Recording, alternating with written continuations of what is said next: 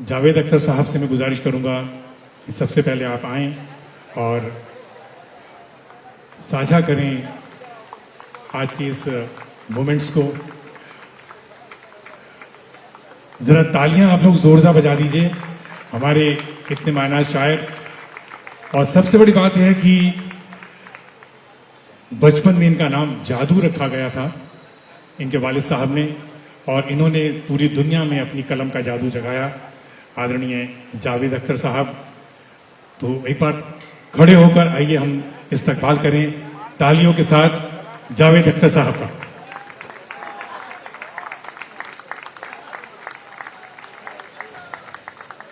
आइए सर।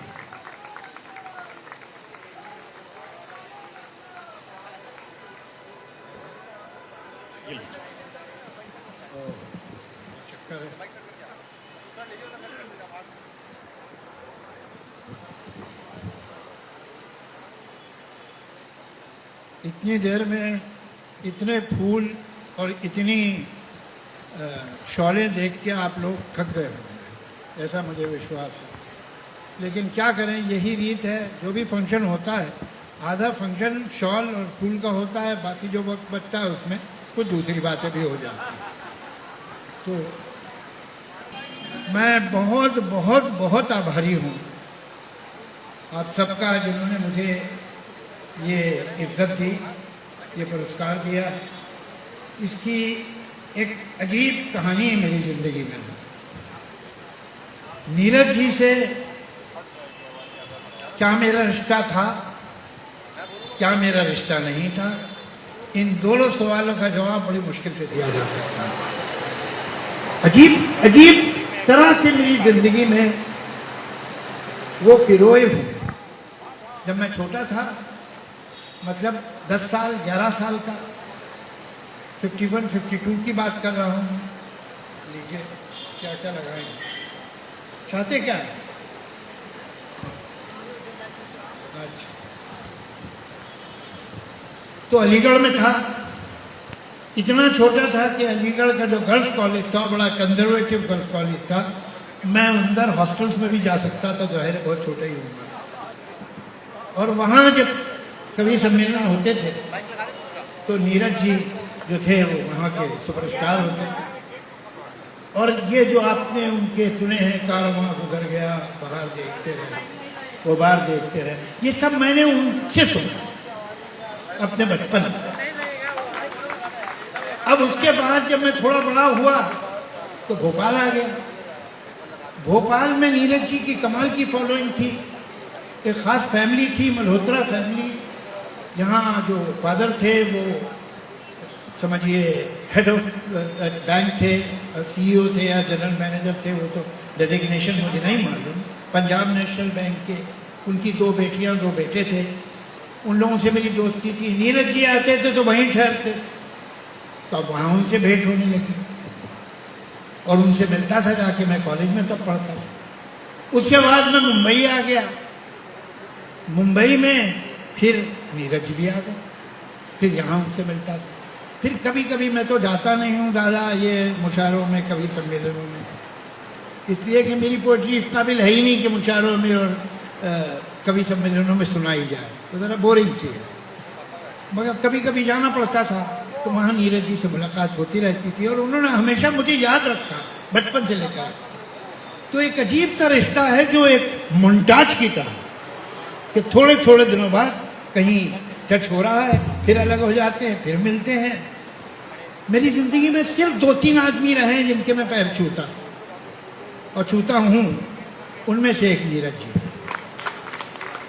अब इसमें सबसे अजीब बात मैं आपको बताऊं, मैं दिल्ली आया हुआ था और एक दिन मेरा कोई अपॉइंटमेंट नहीं।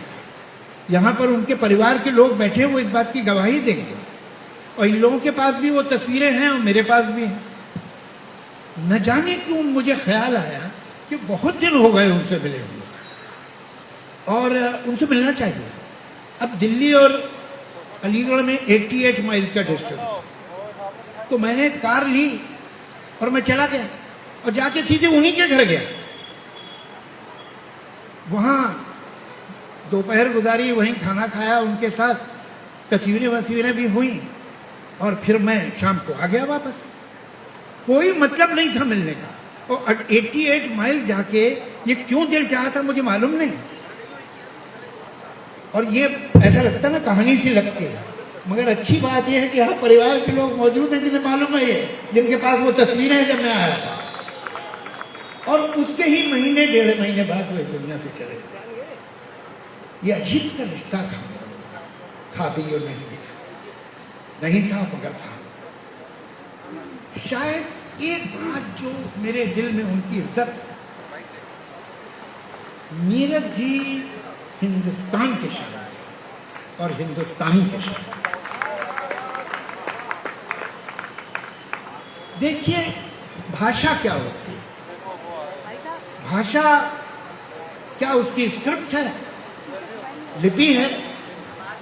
पंजाबी 3 लिपि में लिखी जाती है, गुरमुखी में, देवनागरी में, और फारसी रस्मुल खत जिसमें उर्दू लिखी जाती है उसमें भी पंजाबी लिखी जाती है, लेकिन वो पंजाबी ही रहती।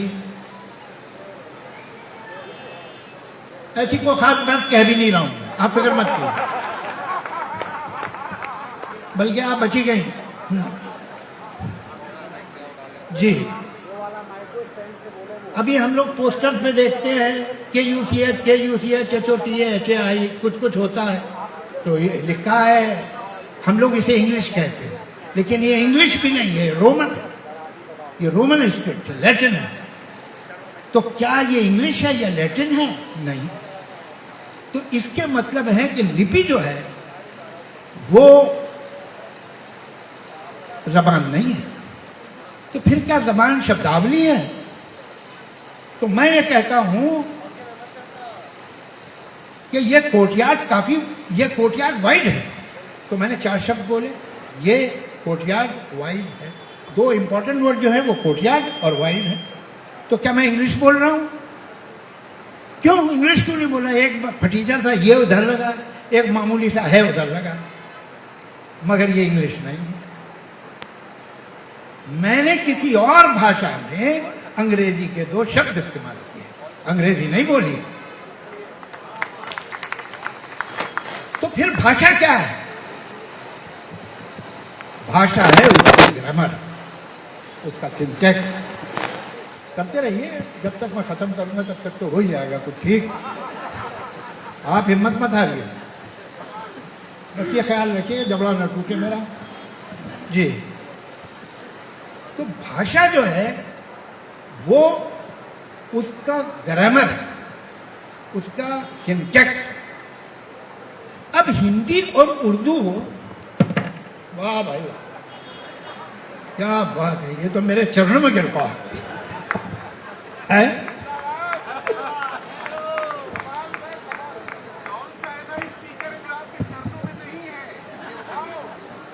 नहीं ये माइक नहीं था तो वो भी आ गया। तो अब मैं बोलूं कि एक आदमी है यूपी का, MP का, बिहार का, जिसे कुछ लिखना पढ़ना ही नहीं आता, और ऐसा आदमी ढूंढना मुश्किल नहीं उस इलाके में, मिल जाए आसानी से। वो जो बोल रहा है, तुम कहाँ जा रहे हो? मैं घर जा रहा हूं। तुम्हें भूख लगी है? नहीं, मुझे प्यास लगी है। तो कल आओगे? कल थोड़ी देर से। ये कौन सी भाषा है? ये हिंदी है या उर्दू? लिखने वाले तो एक तरफ से लिखते हैं, सीधी तरफ से कहेंगे उर्दू, उधर से लिखे तो कहेंगे हिंदी है। मगर जिसे लिखना ही नहीं आता उसका क्या कहेंगे? कौन सी भाषा बोल रहा है? इनमें से एक वर्ड संस्कृत का नहीं है, एक वर्ड फारसी का नहीं है। ये कहाँ का वर्ड है? सब सारे के सारे। भूख लग रही है तुम्हें, खाना खाओगे, पानी पियोगे, प्यास लगी है, कौन सी भाषा? इसमें कोई संस्कृत का वर्ड हो तो बताओ, कोई फारसी का वर्ड हो तो बताओ, कि उर्दू वाले क्लेम करें या हिंदी वाले क्लेम करें। ये भाषा हिंदुस्तानी। मैंने नीरज जी के बारे में कहा था कि नीरज जी उर्दू के कवि और हिंदी के शायर। जिंदाबाद जिंदाबाद। शायद यही मेरा उनसे एक दिल का रिश्ता था, जिसे वो भी समझते थे और मैं भी समझता था। भले बड़े बड़े दिनों मुलाकात ना हो, लेकिन जब मिलता था तो वो जानते थे कि ये मुझे जानता है, मेरी शायरी को समझता है। फिल्मों में भी आए वो। दुनिया में कोई काम छोटा नहीं होता, काम करने वाले छोटे होते हैं। बड़ा काम भी छोटे आदमी को दोगे तो उसे छोटा कर देगा, आपने देखा होगा।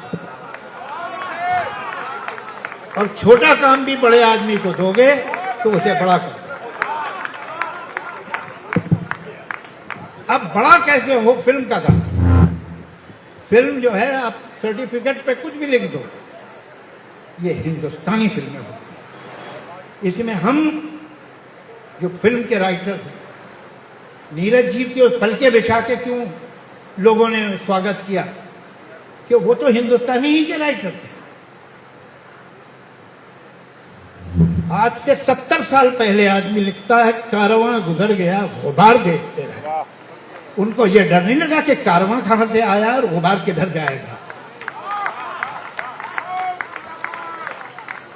तो साहिर भी लिखता है, मन रे तू काहे न धीर धरे, वो निर्मोही मोह न जाने जिनका मोह करे। है क्या कि फिल्म इंडस्ट्री में सिर्फ वही राइटर कामयाब हो सकता है जो हिंदी और उर्दू दोनों सही तरह से लिख सकता है। अगर उसे सिर्फ एक भाषा आती है तो वो कहीं भी कामयाब हो जाएगा, उसे पता नहीं बड़े बड़े साहित्यिक पुरस्कार मिल जाएंगे। फिल्मों में तो नहीं चलेगा, इसलिए कि फिल्म की भाषा तो आम इंसान सुनता है। यह किसी एकेडमी में नहीं सुनी जाती, ये किसी इंटेलेक्चुअल के और प्रोफेसर के यहाँ नहीं सुनी जाती। ये भाषा सड़क पे चलने वाला आदमी, दुकान पे बैठा हुआ आदमी, रेस्टोरेंट में चाय पीने वाला लड़का सुनता है, और वही भाषा सच्ची है। हमारी भाषा जो है, हमारी फिल्म की भाषा अब तक रही है। अब यहाँ जरा प्रॉब्लम अभी होते जा रहे हैं, भाषा ही नहीं खत्म हो रही, न समाज में बची है न फिल्म में बची है। वो एक अलग दुख है, उसके बारे में भी बात करेंगे। अब देखिए, जब बड़ा आदमी किसी भी काम को हाथ लगाता है तो काम को बड़ा कर देता है। आप जरा देखिए उनके गीत, कैसे बताएं प्यार ने हमको क्या क्या खेल दिखाए। यूं शर्माई हमसे किस्मत, खुद से हम शर्माए। ये तो शायरी है। ये क्या है? इसे आप पेपर पे लिख के या बिना गाए सुना सकते हैं। अच्छे जो लिरिसिस्ट हैं उनकी अब खूबी है कि उनके ज़्यादातर गाने ऐसे होते हैं कि जैसे बिना गाए भी आप सुना सकते हैं। कितने गाने, और एक लंबी लिस्ट मेरे पास है, मगर कभी कभी लोग, उन्हें तो इतराज़ करना है, उन्हें तो आपकी कोई गलती निकालनी है, उन्हें तो कोई कमजोरी दिखानी है। तो हमसे भी किसी ने कहा था कभी कि यार बहुत नीरज जी के गुण गाते हैं। फिल्म में आके उन्होंने लिखा था ना, ये भाई ज़रा देख के चलो, आगे नहीं पीछे भी, ऊपर ही नहीं नीचे भी, दाएं नहीं बाएं भी, ये भी तो उन्होंने लिखा था। मैंने कहा यही तो दुख है यार कि तुम ठीक से सुनते नहीं, तुम्हारे कान बंद है। मैं उसी गाने का एक हिस्सा सुनाता हूँ, ये सिवाय गोपाल दास नीरज के कोई लिख नहीं सकता। सुनिए, तब तक ये आप सुनिए।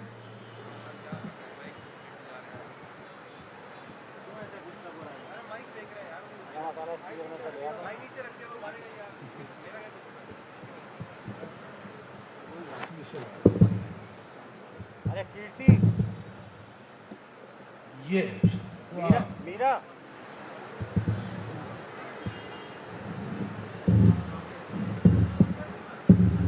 तो थोड़ी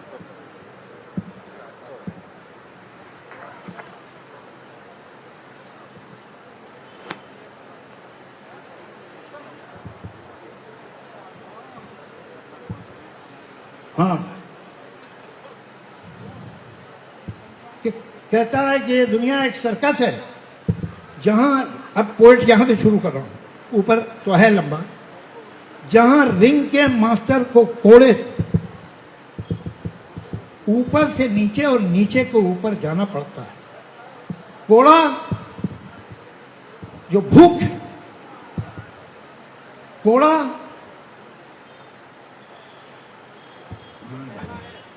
जो पैसा है, कोड़ा,